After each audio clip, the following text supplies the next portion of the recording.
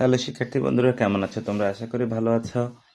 Learning point academic কেয়ারে তোমাদের আজকে একটি গুরুত্বপূর্ণ টপিক নিয়ে আমি হাজির হয়েছি। আজকে আমাদের আলোচনার বিষয় হচ্ছে চেঞ্জিং সেন্টেন্সের অ্যাসার্টিভ সেন্টেন্সকে কিভাবে ইন্টারোগেটিভ সেন্টেন্সে আমরা রূপান্তর করব, সেই টিপস অ্যান্ড ট্রিক্স নিয়ে আলোচনা করব। আমার আজকের ক্লাসটি তোমাদের জন্য অত্যন্ত গুরুত্বপূর্ণ।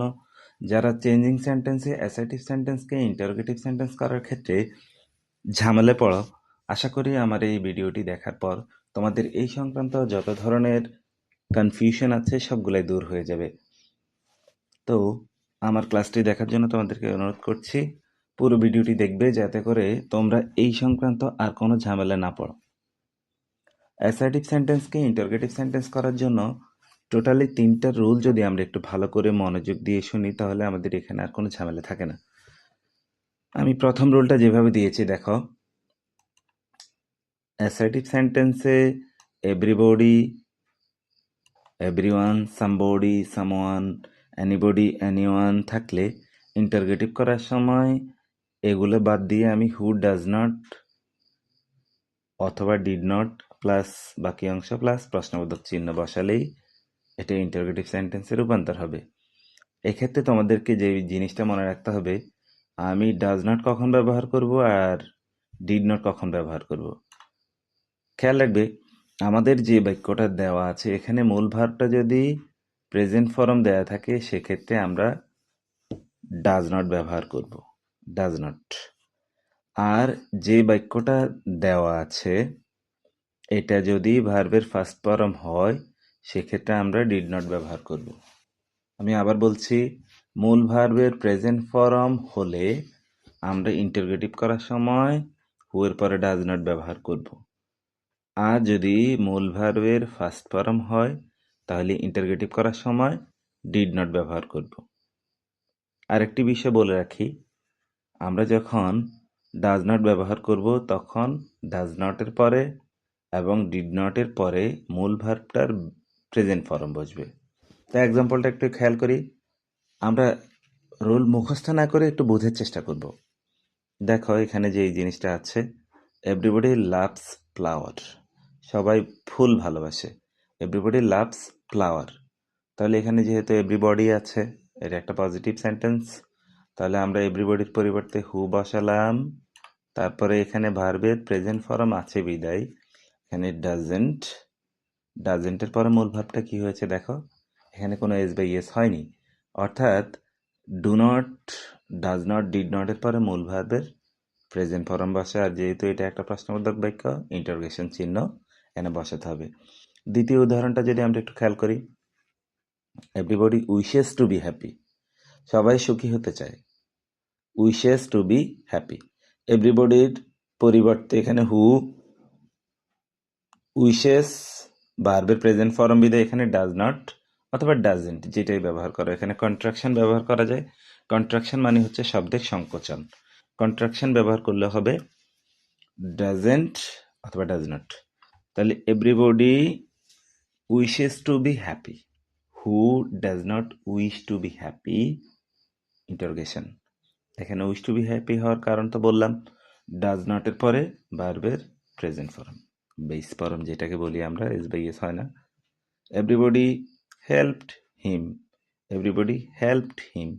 সাধারণত যে সকল ভার্বে শেষে ইডি থাকে এটাকে ফার্স্ট ফর্ম ধরা হয়, আর ভার্বের ফার্স্ট ফর্ম থাকলে সেক্ষেত্রে আমরা ডিড নট ব্যবহার করব।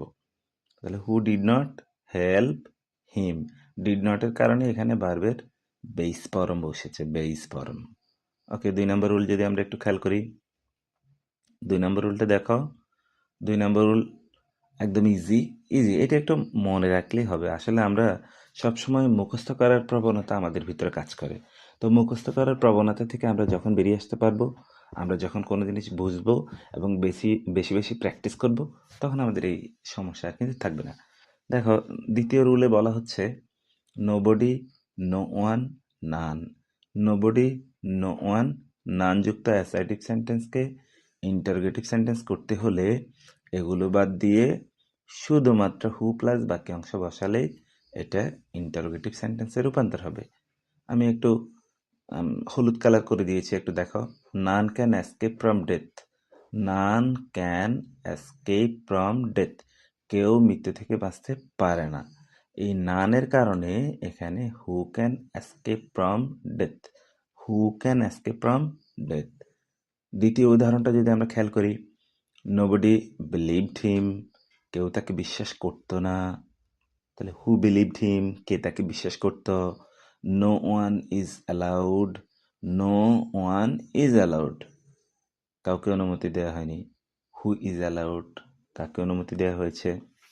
প্রশ্ন 3 নম্বর এক্সাম্পল যেটা, 3 নম্বর রুল যেটা, 3 নম্বর রুলটা আমাদেরকে একটু মনোযোগ সহকারে শুনলেই কিন্তু আমরা এটা প্র্যাকটিস করাটা আমাদের জন্য কোনো ব্যাপারই না।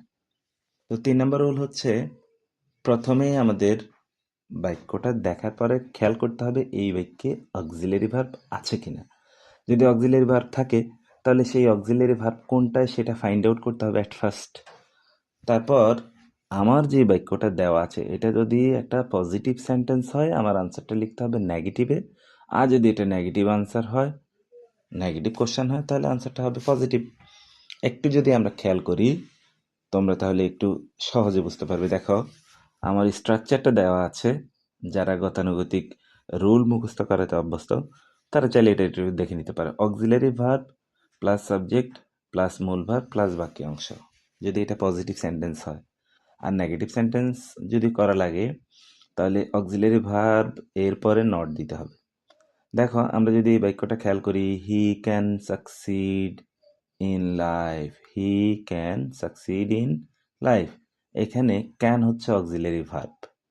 যেহেতু ক্যান অক্সিলারি ভার্ব পেয়ে গেছি, আমরা অ্যাট ফার্স্টেই কান্ট, হি তারপর subject, he succeed in life. এখানে কান্ট হওয়ার কারণ হচ্ছে he can succeed in life, এইটা একটা পজিটিভ সেন্টেন্স, এই কারণে আনসারটা হচ্ছে নেগেটিভ। দ্বিতীয় উদাহরণটা যদি আমরা খেয়াল করি, he is a good player. খেয়াল করো, he is a good player, এটাও একটা পজিটিভ সেন্টেন্স, তাহলে নেগেটিভ আনসার হবে isn't he a good player, isn't he a good player.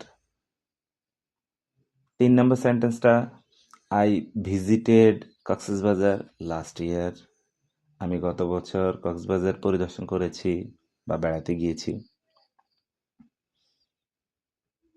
এখানে মূল ভার্বটা কিন্তু ফার্স্ট ফর্মে আছে। তো মূল ভার্বের ফার্স্ট ফর্ম থাকলেই আমরা জানি অক্সিলারি ভার্ব হিসেবে ডিড বসাতে হয়। এটা একটা পজিটিভ সেন্টেন্স বিদায় আমাদের এই অ্যান্সারটা নেগেটিভ হবে। ডিডেন্ট আই ভিজিট, আগের এক্সাম্পলগুলো তো আমরা দেখেছি ডিডের পরে মূল ভার্বের বেস ফর্ম বসে। তাহলে didn't I visit Cox's Bazar last year. Afifa sings sweetly, Afifa sings sweetly, এখানে অক্সিলারি ভার্ব নাই, এই কারণে মূল ভার্বটা হচ্ছে সিংস। সিংস ভার্বের শেষে যেহেতু এস আছে, Afifa third person singular number, third person singular number বিধায় আমরা এখানে অক্সিলারি ভার্ব হিসেবে ডাজ ব্যবহার করব। আর যদি থার্ড পারসন প্লুরাল হতো তাহলে এখানে ডু ব্যবহার করা হতো, যেমন দে। ফার্স্ট পারসন প্লুরাল হইলো উই, তাহলে ডাজেন্ট আফিফা সিং সুইটলি, এই জিনিসটা গ্রামাটিক্যালি কোনোভাবে ভুল করা যাবে না। যখন আমি do not, does not, didn't বসাবো সেক্ষেত্রে মূল ভার্বটা অবশ্যই বেস ফর্ম হবে। তো তোমরা নিচে আরও 5টা এক্সাম্পল আমি এখানে দিয়েছি, এটা একটু ভালো করে খেয়াল করো। এই এক্সাম্পলগুলো করার পরে আমি পরবর্তী ক্লাসে